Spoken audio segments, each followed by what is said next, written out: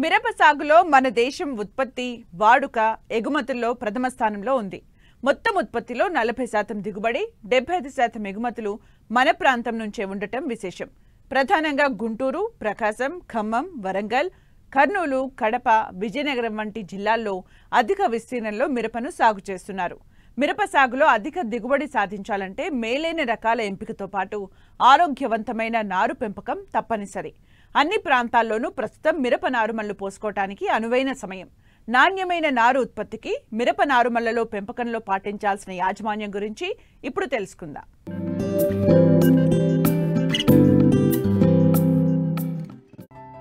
భారతదేశంలో మిరప ఉత్పత్తికి మన ప్రాంతం పేరుగాంచింది. మిరపలో జాతీయ సగటు దిగుబడి హెక్టారుకు 1.5 టన్ను ఉండగా మన ప్రాంతంలో అది 3 టన్నులుగా ఉంది. అయినా సాగు ఖర్చులతో పోలిస్తే ఈ సగటు దిగుబడి తక్కువనే చెప్పొచ్చు. మేలైన యాజమాన్య పద్ధతులు పాటిస్తే ఈ దిగుబడిని మరింత వృద్ధి చేసుకునే అవకాశముంది. అయితే ప్రస్తుతం రైతాంగం మిరప నారుమళ్లను పోసుకునే పనిలో ఉన్నారు. ఈ దశలో అధిక దిగుబడినిచ్చే మిరప రకాల ఎంపికతో పాటు నాణ్యమైన నారు ఉత్పత్తి అనేది సాగులో కీలకమైన అంశం.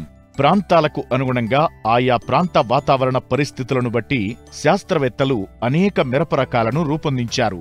వీటిలో ప్రధానంగా G3, G4, G5, CA 960, CA 1068 వంటి రకాలతో గుంటూరు జిల్లా లాం ప్రాంతీయ వ్యవసాయ పరిశోధనా స్థానం నుంచి విడుదల చేసిన LCA 200, 235, 206, LCA 305, 334, 353 వంటి రకాలు రైతులకు అందుబాటులో ఉన్నాయి.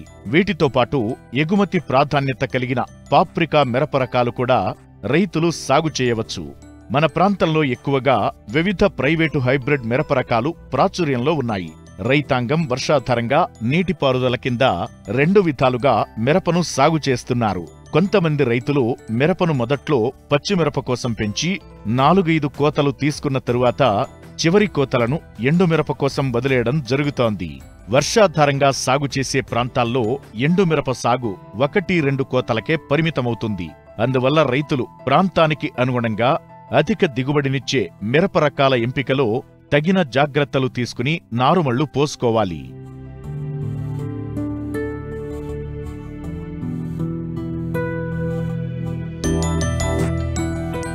ఖరీఫ్లో మిరప విత్తడానికి జూలై, ఆగస్టు నెలలు అనుకూలం.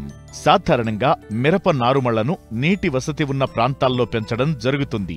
విత్తేటప్పుడు సాంప్రదాయ పద్ధతులకు తోడుగా శాస్త్రీయతను జోడించి సాగులో తగిన మెళకువలు పాటించినట్లయితే మరింత ఆరోగ్యవంతమైన నారు పొందే అవకాశముంటుంది. నారు పెంపకానికి సాధ్యమైనంత వరకు ఎత్తైన ప్రదేశాన్ని ఎంపిక చేసుకోవాలి. భూమిని 4-5 సార్లు బాగా కలియదున్నాలి. ఆఖరి దుక్కిలో ఎకరానికి 10 టన్నుల చొప్పున పశువుల ఎరువు వేసి కలియదున్నాలి. 1 మీటర్ వెడల్పు, 15 సెంటీమీటర్ల ఎత్తు ఉండేటట్లు నారుమడి తయారు చేసుకోవాలి. మడికి మధ్య 30 సెంటీమీటర్ల కాలువలు ఉండేటట్లు ఏర్పాటు చేసుకోవాలి. 1 సెంటు నారుమడిలో పోసిన నారు ఎకరానికి సరిపోతుంది. దీనికోసం 650 గ్రాముల విత్తనం సరిపోతుంది. విత్తే ముందు విత్తన శుద్ధి తప్పనిసరిగా చెయ్యాలి. కిలో విత్తనానికి 8 గ్రాముల ఇమిడాక్లోప్రిడ్ పట్టించాలి. తరువాత 3 గ్రాముల కాప్టాన్ లేదా మ్యాంకోజెబ్ కలిపి శుద్ధి చెయ్యాలి. దీనివల్ల నారుమడిలో 20 రోజుల వరకు రసం పీల్చు పురుగులు, విత్తనం, భూమి ద్వారా ఆశించే శిలీంధ్రపు తెగుళ్ల బెడద తగ్గుతుంది. ఇవే కాకుండా జీవ శిలీంధ్రమైన ట్రైకోడెర్మా విరిడిను 5 గ్రాములు కిలో విత్తనానికి పట్టించి విత్తుకోవచ్చు. నారుమళ్లు తయారు చేసుకున్న తరువాత విత్తనాన్ని వరుసల్లో విత్తుకోవాలి. వరుసల మధ్య 5 సెంటీమీటర్ల ఎడం ఉండేటట్లు చూసుకుని చిన్న గాడి చేసి విత్తనాన్ని విత్తాల్సి ఉంటుంది. విత్తిన తరువాత వర్మీ కంపోస్ట్ లేదా చివికిన పశువుల ఎరువులను పైపొరగా వేసి విత్తనంపై మట్టిని కప్పాలి. ఈ విధంగా విత్తిన తరువాత నారుమడికి వారం రోజుల పాటు ఉదయం, సాయంత్రం పూట రోజ్ క్యాన్తో పలుచగా నీరందించాలి. నారుమడిపై విత్తనం మొలకెత్తే వరకు గడ్డిని పరిచినట్లయితే తేమ ఆవిరి కాకుండా ఉండి విత్తనం త్వరగా మొలకెత్తుతుంది. 2వ వారం నుంచి రోజుకు 1 పూట నీరందిస్తే సరిపోతుంది. విత్తనం నాటిన 9వ రోజు, 15వ రోజున కాపర్ ఆక్సీక్లోరైడ్ 30 గ్రాములు, 1 గ్రాము స్ట్రెప్టోసైక్లిన్ 10 లీటర్ల నీటికి చొప్పున కలిపి నారుమళ్లను తడపాలి.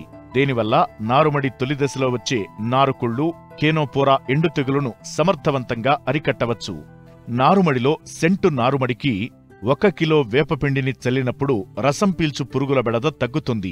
ఈ విధమైన జాగ్రత్తల మధ్య 6 వారాల వరకు నారును పెంచి నాటుకోవచ్చు. సాధారణంగా మిరప నాటేందుకు అక్టోబర్, నవంబర్ మాసాలు అనుకూలం.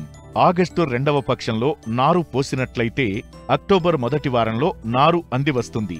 42 నుంచి 45 రోజుల వయసున్న నారును నాటడానికి ఉపయోగించాల్సి ఉంటుంది. కనుక రైతులు నారుమళ్ల పెంపకంలో తగిన జాగ్రత్తలు పాటిస్తే ప్రధాన పొలంలో నాటిన తరువాత మొక్కలు ఆరోగ్యంగా పెరిగి రైతులు ఆశించిన ఫలితాలు పొందవచ్చు.